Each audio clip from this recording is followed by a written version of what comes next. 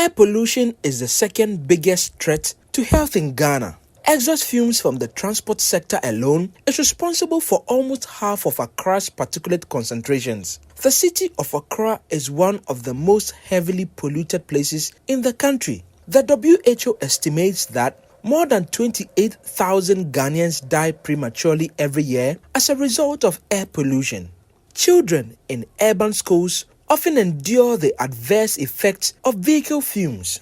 Headmaster of Osu Salem School, Emmanuel Taki, knows this very well. Because the school, because it's not walled, you always find children crossing to get food and all those things. So one, the safety of the children are priority as a educator. So the school is very close to the road, and sometimes or usually you find road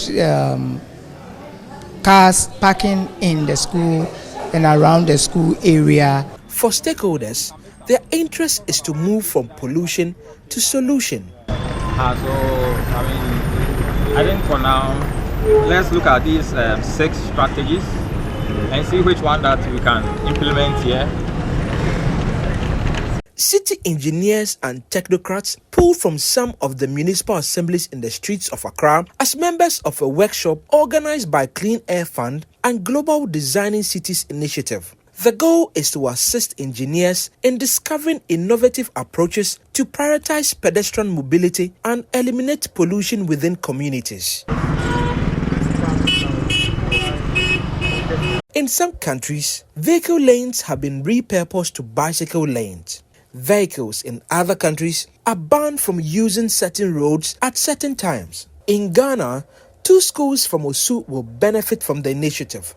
Sponsors of the initiative, Clean Air Fund, believes the project will allow children to play safely in their schools and neighborhoods. Victoria Osu-Teria is an analyst with Clean Air Fund. On this project, we are looking at designing or redesigning streets into child's play within the Korle-Klottey municipality.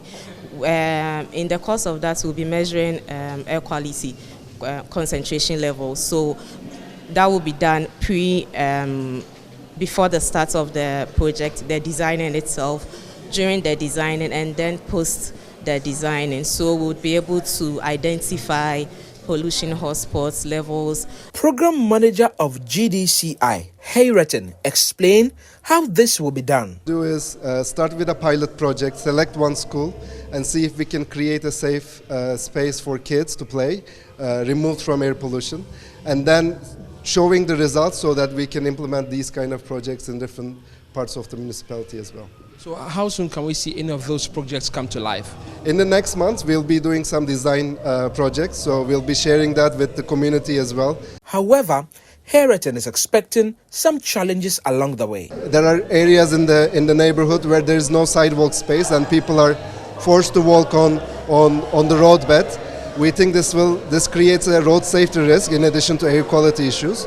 So I think there will be some challenges with reallocating that space, how we can take that space and use it for other uses. Municipal Chief Executive of Korle-Klottey Municipality, Samuel Ni Ajay Teria, pledged to support the initiative to its conclusion. We can't remove lanes at this stage. At least the parking of the vehicles next to the school is something that we all have to come together and engage the restaurant and the nearby offices. That is not acceptable. The alternative will be maybe you take a Uber and drop and then go in, or use public transport or any other public transport. That will be the alternative for now. Maybe in the near future, they hope that these areas can be filled with more people than vehicles that pollute all day. Well, all the best to them. For Joy News, Michael Ashale. This story was a collaboration with New Narratives. Funding was provided by the Clean Air Fund. The funder had no say in the content of the story.